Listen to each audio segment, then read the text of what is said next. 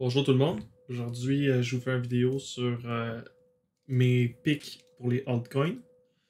On va commencer avec Ethereum. Ethereum, c'est selon moi le meilleur altcoin à avoir en ce moment. Ça va pas être celui qui va faire le plus de rendement en pourcentage, mais c'est celui qui a le plus de probabilité de monter à la hausse puis de faire du bon profit, du bon gain. Possiblement x5, x10 là, d'ici la fin de l'année. Donc, Ethereum, c'est une crypto-monnaie qui permet de faire des smart contracts.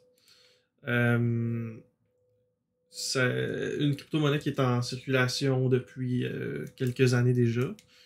Euh, Disons que l'Ethereum, c'est euh, une espèce de plateforme sur laquelle on va pouvoir développer des compagnies ou à travers laquelle on va pouvoir faire des contrats intelligents qui vont pouvoir faire fonctionner des compagnies.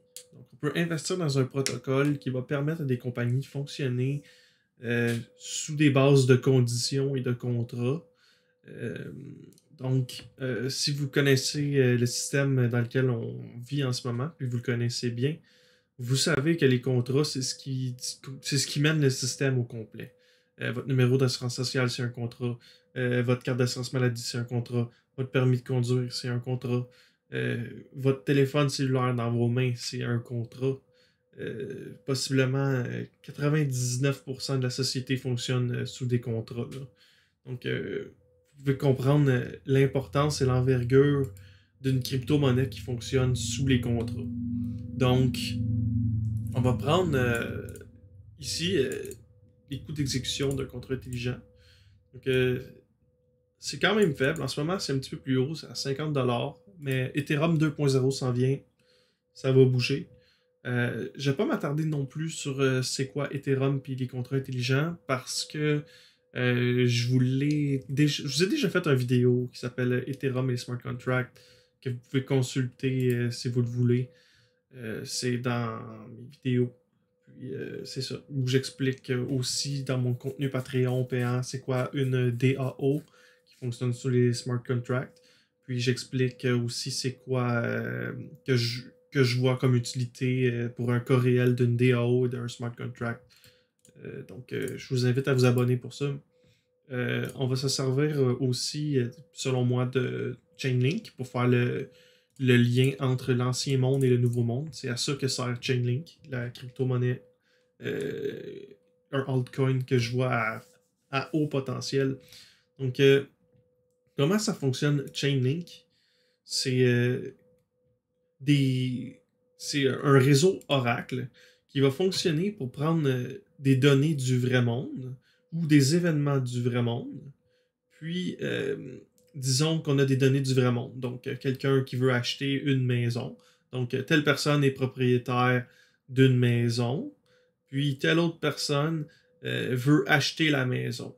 Donc, pour que ça puisse fonctionner, il nous faut les données du monde réel, comme quoi qu'on achète la maison ou qu'on va faire une transaction dans le compte de banque régulier qui va être relié à une blockchain Chainlink. Puis dans ça ici, on va dire que ça ici, notre blockchain, c'est la blockchain Ethereum. Donc on a un contrat intelligent qui dit que quand le particulier 1 va envoyer l'argent au particulier 2 via Chainlink dans son compte de banque ici, on va avoir la transaction qui va se faire sur la blockchain. Puis comme Ethereum est un contrat intelligent, on vient de faire passer, on va dire, la prise de possession vient de passer du particulier 1 au particulier 2, puis le registre Ethereum vient de mettre le tout à jour. Donc, on a à la fois un acte notarié, puis un acte immutable qui peut être moins corrompu qu'un gouvernement ou qu'un notaire ou qu'un avocat euh, sur la blockchain qui démontre qu'on a la possession de la cadastre, de la maison ou du lot. Appelez-le comme vous le voulez. Donc, je vois bien Chainlink fonctionner en parallèle avec Ethereum. Puis, par-dessus ça, on a VeChain. VeChain, eux, ils vont se servir des événements aussi, des trucs réels, des événements du monde. Puis, ils vont l'amener sur une blockchain. Donc, le but de Chainlink, c'est de faire en sorte que si vous avez acheté, je sais pas moi, vous voulez acheter un chandail d'une édition limitée, vous voulez acheter une auto d'une édition limitée, euh, vous le passez sur la blockchain Chainlink, vous allez savoir, premièrement, d'où vient le chandail. Vous allez savoir, deuxièmement, euh, de comment il a été fait. Puis, pour terminer, vous allez savoir si c'est un chandail authentique ou non. Donc, on peut vraiment contrecarrer tout ce qui est contrefaçon avec ça. On va penser à des lunettes, je sais pas moi, des Ray-Ban ou des Gucci ou des. Je vais appelez-les n'importe comment, là, des lunettes qui peuvent être faites de contrefaçon, là, lunettes de soleil ou des choses comme ça. Mais si vous avez euh, un numéro de série dessus, qui serait une puce NFC, que vous le passez dans le réseau Chainlink, ben, vous allez savoir avec le réseau Chainlink, puis la blockchain, si c'est une pièce, on va dire, pour des lunettes qui font vraiment partie de l'édition limitée. Ou encore, VeChain sont en partenariat avec Walmart et BMW. Exemple, BMW pourrait dire toutes mes pièces d'auto, moi je mets une puce NFC dessus, puis il faut que ça passe VeChain. Puis quand l'auto veut démarrer, elle regarde si toutes les pièces de l'auto ont la puce NFC VeChain qui correspond euh, sur la blockchain aux pièces que BMW ont créées. Puis si c'est pas des pièces d'origine, qui sont pas reliées à la blockchain VeChain, ben l'auto fait tout simplement pas démarrer. Puis vous êtes forcé d'aller au concessionnaire, puis de dépenser votre argent au concessionnaire. Que comme ça, ben, on vient d'enlever tout ce qui est contrefaçon, les pièces de jobber pour les autos, tout ça, via VeChain. Puis je vois pas pourquoi est-ce que les concessionnaires ou les compagnies comme ça ne voudraient pas l'adopter, étant donné qu'ils sont victimes de des millions de pertes par année, peut-être même des milliards de pertes par année, juste à cause de la contrefaçon. Donc c'est un petit peu ça.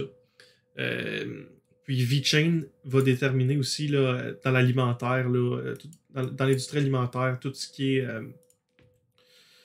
je sais pas moi, vous achetez des fraises, ben vous voulez savoir est-ce que vos fraises ont été entreposées à une bonne température. Est-ce qu'ils ont été 7 mois dans l'entrepôt ou est-ce qu'ils ont été 2 semaines dans l'entrepôt? Est-ce qu'ils ont été une semaine dans l'entrepôt? Vous allez tout pouvoir savoir ça en scannant le NFC de VeChain. Donc ça, c'est mes trois altcoins que je suis, que je regarde, que j'aime depuis quelques années. Euh, je suis pas le genre à aller jouer sur les nouvelles crypto, les nouveaux altcoins. Ces altcoins-là, je les aime. Je considère qu'il y a du potentiel à long terme. Ils sont encore sous-évalués. Puis c'est pour ça que je vous les présente aujourd'hui. Donc, je vous souhaite une bonne journée.